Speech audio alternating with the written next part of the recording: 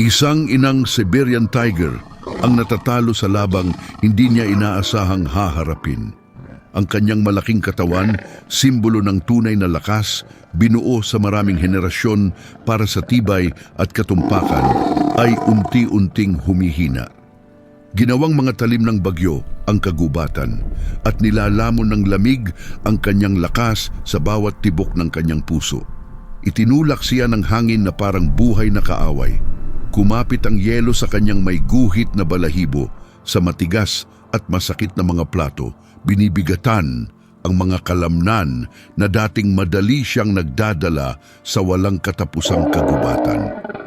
Nakadiin ng mahigpit sa kanyang dibdib, nakakubli sa ilalim ng nanginginig na arko ng kanyang katawan, ang huling hibla ng kanyang layunin, ang kanyang anak. Ang maliit na init na pinaglalaban niyang protektahan ay kumikislap na parang namamatay na baga.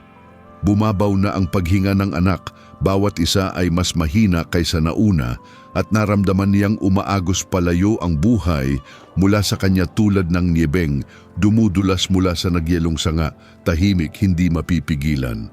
Iniwan na siya ng pag-asa, ilang oras na ang nakalipas. Ang natira ay instinto lamang, pinatatalim ng takot ng isang ina. Sumulong siya sa bagyo dahil ang paghinto ay nangangahulugan ng pagkawala. Para sa anak muna, pagkatapos ay para sa kanya.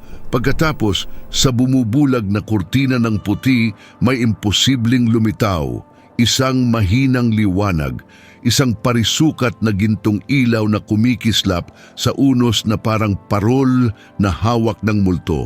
Isang kubo, narating siya ng amoy bago tumining ang kanyang paningin. Usok, hindi pamilyar na langis, ang matapang na amoy ng presensya ng tao. Panganib, kumikiskis ang kanyang mga kalamnan sa bigat ng habambuhay na mga babala na nakasulat sa dugo at alaala. Ang tao ay kamatayan. Bawat instinto ay sumigaw sa kanya na lumihis, na maglaho, pabalik sa pamilyar na mga anino ng taiga kung saan naghahari ang mga tigre at hindi nangangahas pumasok ang mga tao. Ngunit ang halos tahimik na paghinga ng kanyang anak ay mas malakas kaysa instinto, mas malakas kaysa sinaunang takot. Ang namamatay na ritmo ay isang sigaw na mas malakas kaysa sa mismong bagyo. Kaya gumawa ang tigre ng imposibleng desisyon. Sumuray siya patungo sa kahoy na balkon, bawat hakbang ay isang paglaban sa lamig, at itinaas ang kanyang malaking paa, ang parehong paa na kayang magpabagsak ng usa sa isang hampas lamang. Sa halip na hampasin, hinayaan niyang bumagsak ito sa pinto sa isang mahinang galaw, isang mahinang gasgas, isang bulong ng desperasyon. Ang tunog ng isang nilalang na sumusuko hindi sa kaaway, kundi sa tanging pagkakataon na natitira sa kanya. Sa loob, itinaas ni Sergey, ang guwardiya ng kagubatan, ang kanyang ulo sa ingay. Hindi ito ang malakas na pagkaputol ng sanga o ang hagod ng hangin. Sinadya ito, mahina, mali. Tumawid siya sa silid ng maingat, bawat ugat ay alerto at binuksan ang pinto. Nawala ang bagyo sa kanyang kamalayan. Isang ganap na lumaki na Siberian Tiger, isang hayop na nakita niya lamang sa malayo, gumagalaw na parang alamat sa pagitan ng mga puno, ay nakahiga na bumagsak sa kanyang balkon. Ang kanyang balahibo ay magulo sa yelo. Ang kanyang mga tagiliran ay mababaw na humihingal. Ang kanyang katawan ay nanginginig sa pagod. Parang inukit siya mula sa yelo, mas estatwa kaysa buhay na nilalang. At sa ilalim ng kanyang baba, nakasiksik sa puti ng kanyang dibdib, ay isang anak na napakatigas na tumibok ang puso ni Sergey. Mabilis na dumaan sa kanyang isipan ang pagsasanay sa kagubatan, hindi mahuhulaan, pinakamataas na mandaragit, huwag lumapit, manatili sa likod ng takip, tumawag ng tulong, ngunit may bumasag sa mga protokol ang kanyang mga mata. 2 gintong araw nakupas sa pagod, ngunit nag-aapoy ng pakiusap na mas matanda kaysa wika. Walang agresyon, walang banta, Isang ina lamang na ang mundo ay napaliit sa maliit, namamatay na tibok ng puso sa ilalim niya. Sumigaw ang kanyang mga instinto na isara ang pinto, ikandado ito, iharang kung kinakailangan. Ngunit ang kanyang pagkatao, isang bagay na mas malalim, isang bagay na instingtibo sa sarili nitong paraan, ang nanaig sa takot. Hindi niya maitatanggi ang titig na iyon, hindi niya sila maiiwan, hindi ito katapangan, hindi ito lohika. Ito ay isang bagay na primitibo, ang ganap na pagtanggi na hayaang mamatay ang isang walang kalaban-labang nilalang sa kanyang pintuan. Humakbang siya paatras, binuksan ang pinto ng mas malawak sa tahimik na imbitasyon. Tila naintindihan ng tigre sa isang mababang, malalim na tunog na hinugot mula sa huling labi ng kanyang lakas. Hinila niya ang sarili pasulong, pulgada sa nakakapagod na pulgada. Itinutulak ang anak sa harap niya gamit ang kanyang nguso. Ginabayan niya siya patungo sa liwanag ng apuyan na parang inilalagay siya sa mismong mga kamay ng apoy. Isang huling gawa ng debosyon bago bumagsak ang kanyang mga binti at sumubusob siya sa sahig. Ang dibdib ay mababaw na tumataas. Huminga si Sergey nang nanginginig, ang kanyang hininga ay naging usok sa mainit na hangin ng kubo. At agad na nagbago mula guwardya patungong tagapagligtas. Kumakabog ang kanyang pulso, ngunit kontrolado at tumpak ang kanyang mga galaw. Kumuha siya ng mga tuwalya. Ang kanyang mga kamay ay matatag sa kabila ng unos na nagngangalit sa loob niya at lumuhod sa tabi ng anak. Ang balahibo ng maliit na tigre ay matigas sa yelo, malamig na sapat para masunog ang kanyang mga daliri. Pinunasan niya ang nagyelong mga kimpal, patong-patong, inilalabas ang balat na nakakatakot na malamig. Pinindot niya ang dalawang daliri sa dibdib ng anak, isang tibok ng puso, mahina, marupok, ngunit nandoon. Huminga siya ng malalim na hindi niya alam na pinipigilan niya at binalot ang anak sa kumot na pinainit ng liwanag ng apoy. Maingat niyang inilagay ang maliit na balutan sa tabi ng apuyan, malapit na sapat para sumipsip ng init, ngunit malayo na sapat para hindi masunog. Nang lumingon siya pabalik sa ina, hindi ito gumalaw. Ngunit sinundan siya ng mga mata nito, hindi kumukurap, maliwanag kahit sa pagod. Masyadong mahina siyang tumayo, masyadong malamig para lumaban. Ngunit siya ay mulat, alerto, at hinahayaan siyang hawakan ang anak na ipinagkaabalahan niyang iligtas. Ito ay isang kasunduan na nakasulat sa wika ng kaligtasan. Pagkatapos ay bumalik siya sa inang tigre. Sa malapit, mas laki pa siya, isang napakalaking nilalang na nilikha para mabuhay sa pinakamalupit na mga taglamig. Ngayon ay nababawasan sa marupok na katahimikan. Habang maingat na pinupunasan ni Sergey ang yelo mula sa kanyang mukha at mga tainga, hindi kumukurap ang kanyang tingin. Ang mga mata niyang amber, sinaunang at ligaw ay nakatuon sa kanya ng matindi. Sinundan nito ang bawat galaw ng kanyang mga kamay, hindi nang may paghihinala, kundi may pagod na pagtanggap na mas nakakabalisa sa kanya kaysa anumang pagpapakita ng agresyon. Masyadong pagod siyang mag-angat ng ulo, masyadong mahina para patigilin ang kanyang mga kalamnan, ngunit ganap na mulat. Pinapayagan niya siyang pumasok sa espasyong hindi kailanman dapat pasukin ng tao. Itong malaking mandaragit, pinakamataas na mga ngaso ng nagyelong mga kagubatan, ay hinahayaan ang isang dalawahang paang estranghero na ilagay ang kanyang mga kamay ilang pulgada mula sa kanyang mga ngipin. Hindi ito tiwala, hindi pa, ito ay pagsuko, ipinanganak mula sa huling desperadong kalkulasyon ng isang ina. Sa susunod na 24 na oras, umiral ang kubo sa kakaiba at nakasabit na katahimikan. Halos hindi natulog si Sergey. Kapag natutulog siya, Nasa upuan siya na nakaposisyon sa pagitan ng pinto at apuyan. Bahagi ay daanan ng pagtakas, bahagi ay pwesto ng bantay. Hinahampas ng bagyo ang mga dingding sa labas, umaatungal na parang sugatang hayop, ngunit sa loob, ang tanging tunog ay ang naglalagablab na apoy at ang mabagal, mahirap na paghinga ng tigre. Halos hindi gumalaw ang ina. Ang kanyang dibdib ay tumataas at bumababa sa mababaw na mga alon, bawat hininga ay isang marupok na tagumpay. Sa tabi niya, nanatiling hindi gumagalaw ang anak, nakabalot sa mga kumot, isang maliit na hugis na nakikipaglaban sa tahimik na labanan sa lamig na halos kumuha sa kanya. Pagkatapos sa ikalawang araw, nagbago ang kubo. Isang tunog, napakahina na halos binaliwala ito ni Sergey ang bumbasag sa katahimikan. Isang manipis, nanginginig na iyak. Gumalaw ang anak, itinaas ang maliit na ulo sa paghahanap ng init at gatas. Tumibok ng malakas ang puso ni Sergey.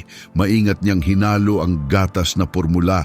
Pinainit ito at lumuhod sa tabi ng anak nang may pag-iingat ng isang taong humahawak ng himala.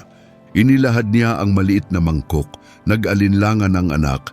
Pagkatapos nanginginig, nagsimulang uminom. Ang tunog, mahinang paghigop ng maliit na dila, ay bumasag sa silid na parang sinag ng araw na tumatago sa mga ulap. Agad na tumugon ng inang tigre. Umangat ang kanyang ulo mula sa sahig, nanginginig ang mga kalamnan sa pagsisikap. Tumining ang kanyang mga mata, lumiwanag mula sa ulap ng pagkapagod. Pagkatapos ay isang malalim, tumutunog na vibrasyon ang gumulong mula sa kanyang dibdib, sa mga tabla ng sahig, sa mga buto ni Sergey.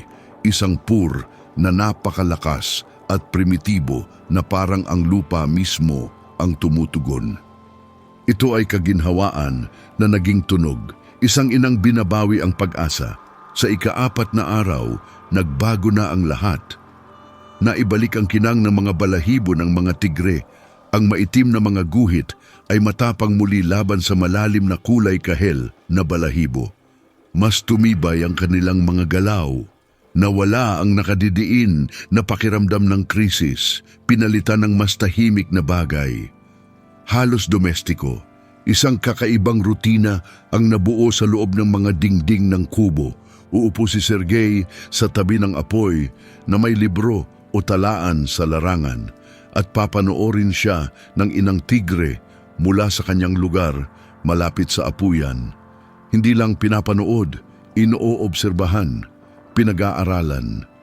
May nakakabahalang katalinuhan ng kanyang mga matang amber na parang sinusubukan niyang imapa ang mga intensyon, kalooban at mga gawi ng kakaibang nilalang na ito. Sinusubaybayan niya ang bawat galaw, bawat hininga. At dahan-dahan lumambot ang tensyon sa pagitan nila. Isang umaga, may nangyari na ninakaw ang hangin mula sa mga baga ni Sergey. Nagising siya sa upuan malapit sa pinto, dumudulas ang kumot mula sa kanyang mga balikat. Ang apoy ay mga nagniningas na baga na lamang. Lumingon siya ng antok, natigilan siya. Ang inang tigre ay nakahiga sa tabi ng kanyang upuan. Hindi malapit sa apoy, hindi nagbabantay sa kanyang anak, kundi sa tabi niya. Pinili niya ang pagiging malapit sa kanya kaysa init. Inilagay ang kanyang napakalaking katawan sa pagitan niya at nang natitirang bahagi ng kubo na parang nagbabantay habang siya ay natutulog. Nakatitig si Sergey. Halos hindi humihinga, isang kuryente ng pagkamangha at pagkadismaya ang dumaloy sa kanya. Nakasara ang kanyang mga mata, mabagal at pantay ang kanyang paghinga. Sa kanyang pinakamahinang kalagayan, nagdesisyon itong siya ay nasa ilalim ng kanyang proteksyon. Lumipas ang mga linggo at lumuwag ang hawak ng taglamig sa lupain. Tumunaw ang kagubatan, bumukas ang mga ilog, at ang hangin ay may lasa ng pino at natutunaw na niebe. Bumalik ang buhay, ngunit hindi nawala ang panganib. Isang gabi, lumabas si Sergey para mangolekta ng panggatong. Ang hangin ay malamig ngunit kaya. Sa ilalim ng manipis na patong ng lusak, Isang bahagi ng natunaw na niebe ay nagyelo muli sa mapanganib na kislap ng itim na yelo. Hindi niya ito nakita hanggang sa huli na. Dumulas ang kanyang mga paa sa ilalim niya. Bumagsak siya ng malakas, gumulong pababa sa maikling dalisdis. Ang mundo ay umiikot sa malabong kulay abo at puti. Sa ibaba, tumama ang kanyang binti sa isang nakabuwal na troso na may nakakasukang putok. Sumabog ang matinding sakit sa kanya, matalas, maputi, ganap. Lumangoy ang kanyang paningin. Sinubukan niyang gumalaw, ngunit ang kanyang binti ay nakaipit sa ilalim ng mabigat na troso, nakakabit at walang silbi. Sumigaw siya para humingi ng tulong hanggang sa masunog ang kanyang lalamunan. Ngunit nilamon ng kagubatan ng tunog, pinatahimik ito sa ilalim ng bulong ng gabing hangin. Hinukay ng lamig ang mga kuko nito sa kanya, gumagapang sa mga patong ng damit, namamanhid sa kanyang mga daliri, pinabagal ang kanyang paghinga. Humaba ang mga minuto, nanirahan ang desperasyon sa kanyang mga buto. Siya ay nag-iisa, nasugatan, at namamatay ng dahan-dahan. Sa loob ng kubo, gumalaw ang inang tigre. Tumayo siya bigla, nakatayo ang balahibo, nakataas ang mga tainga. Isang mababa, balisa na ugong ang dumaloy sa mga tabla ng sahig. Isang instinktibong reaksyon sa isang bagay na hindi pa niya naiintindihan ngunit naramdaman, ang kawalan ng matatag na presensya ni Sergey at ang mahinang amoy ng takot ng tao na dumadating kasama ng simoy. Ligtas na nakakurba ang anak sa loob, ngunit ang tagapag-alaga ng tahanang ito, ang kakaibang nilalang na nagligtas sa kanila, ay biglang nawawalang init sa mundo sa labas. Ang kanyang katapatan, ipinanganak mula sa pinagsamang kaligtasan, ay nag-utos na sa kanya ng may lakas ng instinto. Walang pag-aalinlangan, sinalakay niya ang pinto. Bumukas ito sa lakas ng kanyang bigat, at tumakbo siya sa takip silim na parang misil na may guhit. Mabilis niyang nahanap si Sergey, ang kanyang amoy ay matalim sa sakit at lamig. Nakahiga siyang maputla, nanginginig ng malakas, ang kanyang hininga ay manipis na ulap. Sa isang nakakatakot na sandali, inisip ni Sergey na lumabo ang malay sa guni-guni dahil ang makita ang isang malaking tigre na lumilitaw mula sa takip silim, tumatakbo patungo sa kanya, ay ang huling bagay na kayang iproseso ng kanyang makatwirang isip. Ngunit nakaangkla sa kanya ang kanyang mga mata, walang gutom, walang banta, determinasyon lamang. Pinindot niya ang kanyang ilong sa kanyang mukha, humihinga ng mainit na hangin sa kanyang mga pisngi, inaalok ang unang tunay na init na naramdaman niya mula nang mahulog. Pagkatapos ay nagsimula siyang kumilos. Sa mabilis na lakas, kinalmot niya ang nagyelong lupa at niebe sa paligid ng nakabuwal na troso. Ang kanyang mga paa ay humihiwa sa mga patong ng yelo. Mga kimpal ng dumi at yelo ang lumilipad sa likod niya habang naghuhukay siya ng may kabangisan na halos desperasyon. Nang lumuwag na ang lupa, ibinaba niya ang kanyang napakalaking katawan sa tabi ni Sergey, kumurba sa paligid niya para ibahagi ang kanyang init. Nagpapakawala ng buhay ang kanyang balahibo, ang kanyang tibok ng puso ay tumutunog na parang matatag na tambol sa kanyang likod. Pumasok ang init sa kanya, pinabagal ang nakakatakot na pamamanhid na lumalamon sa kanyang mga bias. Pagkatapos ay lumipat siya sa troso.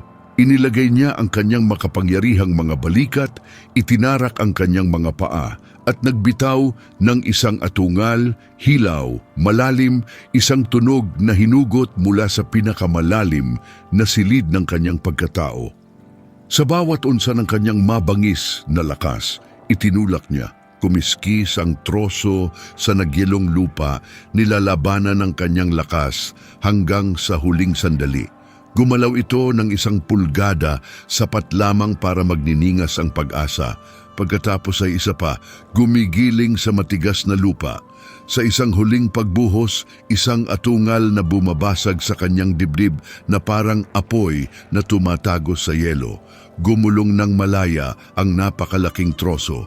Humingal si Sergey, nanginginig ang kanyang hininga habang hinahatak ang kanyang basag na binti palabas sa malalim na bakas kung saan ito nakulong. Nakakabulag ang sakit, ngunit napakalaki ng ginhawa. Pinigilan niya ang mga luha ng paghihirap, ng pasasalamat, ng purong pagkadismaya at itinaas ang kanyang ulo. Nakatayo ang tigre sa ibabaw niya. Humihingal ang kanyang mga tagiliran sa bawat mahirap na paghinga, umaangat ang singaw mula sa kanyang balahibo sa maputlang mga wisps na kumukurba sa malamig na hangin. Nanginginig ang kanyang mga kalamnan mula sa pagod, ngunit nanatiling mataas at hindi natitinag ang kanyang tindig. Sa sandaling iyon, naka-frame ng malabong liwanag ng namamatay na araw. Hindi siya mukhang nilalang ng kagubatan, kundi isang tagapag-alaga na inukit mula sa sinaunang alamat, isang bantay na hinulma mula sa niebe, lakas at imposibleng katapatan. Ibinalik niya ang regalo na minsan niyang ibinigay sa kanya, buhay para sa buhay. Gumapang ang tagsibol sa mundo ng mabagal at sinadyang mga hakbang. Tumunaw ang kagubatan, tinatanggal ang balat ng taglamig. Umawit muli ang mga batis, nagdala ang hangin ng mga amoy ng basang lupa at mga bagong simula. Gumaling si Sergey kasama ang panahon, ang kanyang binti ay nakabalot, nakasandig at dahan-dahang naibabalik ang lakas. At habang lumlambot ang mundo, naramdaman niya ang katotohanang iniiwasan niya. Ang tigre at ang kanyang anak ay hindi sa kanya. Sila ay sa kagubatan, sa malawak na mga kaparangan ng hindi nagagalaw na kagubatan na umaabot ng malayo lampas sa abot ng anumang tahanan ng tao. Gaano man nagkaugnay ang kanilang mga buhay, ang kanilang tahanan ay hindi sa loob ng kubo na sinisindihan ng apoy ng tao. Ang kanilang tadhana ay nakasulat sa niyebe at mga puno. Sa araw na binuksan niya ang pinto, ginawa niya ito na may bigat sa kanyang dibdib. Humakbang muna ang inang tigre, ang kanyang mga galaw ay matatas muli, ang kanyang lakas ay bumalik. Ang kanyang anak ngayon ay mas malakas, mausisa, tumatagaktak na may makapal na enerhiya ng kabataan, ay tumakbo sa tabi niya. Magkasama silang tumawid sa pintuan at huminto sa gilid ng kagubatan kung saan nabasag ang liwanag sa mga sanga. Doon, huminto ang inang tigre. Lumingon siya pabalik kay Sergey, hindi nang may takot, hindi nang may pagkalito, kundi may kalmado at sinadyang pagkaalam. Nagtagpo ang kanilang mga mata. Isang tahimik na tulay ang umunat sa pagitan ng tao at hayop, isa na hindi binuo ng mga salita, kundi ng mga gabing nakaligtas, mga hininga na naibahagi, init na napalitan, at isang ugnayan na ipinanganak mula sa pinakamagaspang na mga gilid ng pag-iral. Pagkatapos ay binigyan niya siya ng mabagal na pagkurap. Isang galaw na karamihan sa mga tao ay hindi kailanman makikilala, ngunit isa na naintindihan niya ng kasing lalim ng kanyang sariling tibok ng puso. Tiwala, pagkilala, paalam. Sa isang huling tingin, dumulas siya sa berdeng kalaliman ng kagubatan. Ang kanyang anak ay tumatagaktak sa likod niya. Ang kanilang mga guhit ay kumikislap sa pagitan ng mga puno na parang namamatay na mga baga. Hindi na siya muling nakita ni Sergey ng malapit, ngunit ang kagubatan ay may sariling paraan ng pagpapanatili ng mga koneksyon. Sa ilang tahimik na umaga, matagal bago umabot ang araw sa tuktok ng mga puno, lalabas siya na may tasang umuusok na kape at titigil sa kinatatayuan. Doon, sa malambot na lupa, malapit sa kanyang balkon, ay may mga bakas ng paa. Isang malaki, isang maliit, sariwa, tumpak. Iniwan ng maingat halos magalang na parang gusto niyang malaman niya na malapit siya nang hindi sinisira ang sagradong hangganan ng kanyang mundo. Hindi ito mga pagbisita. Ito ay mga mensahe, isang tahimik na pagbati na dinadala sa pagitan ng mga uri, isang paalala na ang kanilang ugnayan ay hindi isang himala ng pagkakataon, kundi isang katotohanan na hindi kailanman makakalimutan ng sinuman sa kanila. Ang ilang koneksyon, hinulma sa puso ng pinakamatinding mga bagyo, ay tumatangging kumupas. Sa huli, ang kwento ng isang gwardiya ng kagubatan at 2 Siberian Tiger ay naging isang bagay na ibinubulong sa mga puno ng pino at tahimik na iniingatan sa puso ni Sergey. Isang patunay ng kung ano ang maaaring mangyari kapag ang takot ay sumuko sa habag, kapag ang mga instinto ay nagbangga sa awa, at kapag ang kaligtasan ay nagdala ng 2 mundo sa paraang hindi mahuhulaan ng sinuman. Minsan, ang kagubatan ay nagbibigay sa atin ng higit pa sa panganib. Minsan, nagbibigay ito sa atin ng isang bagay na hindi malilimutan.